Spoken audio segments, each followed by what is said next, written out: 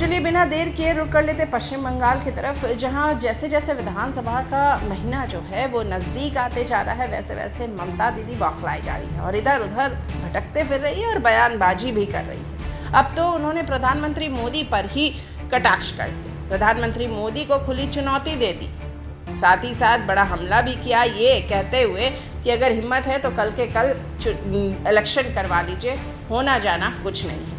भैया ये क्या मामला है, जब भी इलेक्शन का डेट करीब आता है तब ममता दीदी बौखला जाती है। जब से पीएम मोदी के अलीपुरद्वार में भाषण के बाद ममता ने भाजपा पर बंगाल में षड्यंत्र रचना और राज्य के विकास कार्यों में बाधा डालने का आरोप लगाया। ये तो अक्सर होता है, ये तो हम सब सुन सुन के हमारे कान भी पक चुके हैं।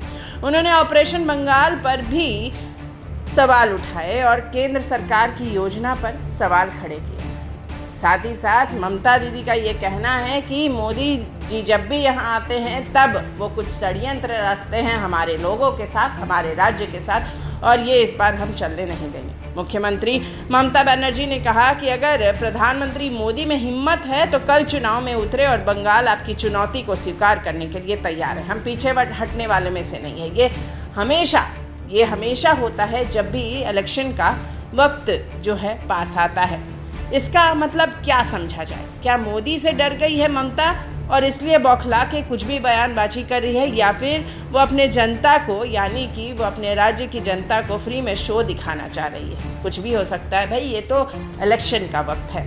मुख्यमंत्री ममता बनर्जी ने कहा कि प्रधानमंत्री मोदी ने जो कहा उसे सुनकर हम न केवल स्तब्ध है बल्कि बहुत दुखी भी हैं। कैसे वो इस तरह के षड्यंत्र रच सकते हैं कोई राज्य के साथ, जब विपक्ष देश का प्रतिनिधित्व कर रहा है।